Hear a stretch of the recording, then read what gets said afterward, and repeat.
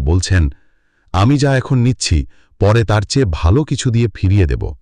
তুমি শুধু ধৈর্য ধরো, তাওয়াক্কুল করো।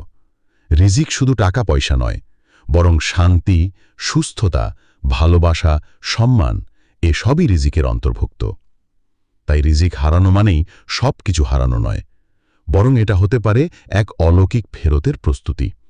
যদি তুমি আল্লাহর উপর ভরসা রাখো, তাহলে তিনি ফিরিয়ে দেবেন দ্বিগুণ বরকতে, সম্মানে ও প্রাচুর্যে। ৩. সম্মান ফিরে আসে শুধু আল্লাহর পক্ষ থেকে। এই দুনিয়ায় আমরা অনেক সময় সম্মান খুঁজি মানুষের কাছে।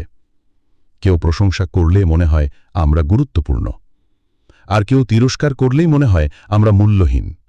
অথচ বাস্তবতা হল, সম্মানের আসল উৎস মানুষ নয়, সম্মান একমাত্র আল্লাহর কাছ থেকেই আসে। মানুষ সাময়িক সম্মান দিতে পারে, আমার এক মুহূর্তেই তা কেড়ে নিতে পারে।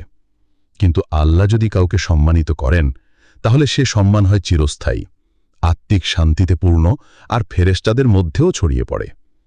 আল্লাহ তাআলা বলেন, কুলিল্লাহুম্মা মালিকাল মুলকি তু'তিল মুলকা মান তাশাউ ওয়া তানজিউল মুলকা মিম্মা তাশাউ ওয়া তুইজ্জু মান তাশাউ ওয়া তুযিল্লু মান তাশাউ বিয়াদিকাল খায়র ইন্নাকা আলা কুল্লি শাইইন কাদির। বলো, হে আল্লাহ, রাজত্বের মালিক, আপনি যাকে চান রাজত্ব দান করেন, আর যার থেকে চান রাজত্ব কেড়ে নেন, এবং আপনি যাকে চান সম্মান দান করেন, আর যাকে চান অপমানিত করেন। আপনার হাতেই কল্যাণ। নিশ্চয় আপনি সব কিছুর উপর ক্ষমতাবান। সূরা আলে ইমরান, আয়াত ২৬। তাই যদি মানুষের চোখে ছোট হও, তাও চিন্তা করো না, বরং চিন্তা করো তুমি আল্লাহর কাছে কত বড়। যদি তুমি তার জন্য নিজের অহং বিসর্জন দাও, তার সন্তুষ্টির জন্য নিজেকে নত করো, নিজের মর্যাদার জন্য লড়াই না করে ধৈর্য ধরো, তাহলে আল্লাহই তোমার জন্য সম্মানের দরজা খুলে দেবেন।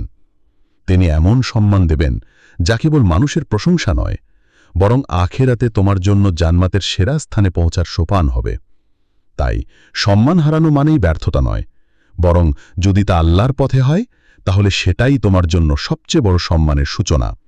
মনে রেখো, আল্লাহ সম্মান দিতে দেরি করেন, কিন্তু ভুলে যান না। ৪. তুমি যা হারিয়েছ তা ফিরিয়ে দেওয়ার প্রতিশ্রুতি দিয়েছেন স্বয়ং আল্লাহ। জীবনের পথে আমরা কেউ না কেউ কিছু না কিছু হারিয়ে ফেলি। কারো জীবন থেকে চলে যায় প্রিয় মানুষ, কেউ হারায় চাকরি বা ব্যবসা, কেউ হারায় স্বপ্ন, সম্মান বা স্থিতিশীলতা। এমন সময় মনে হয় সব কিছু শেষ হয়ে গেছে।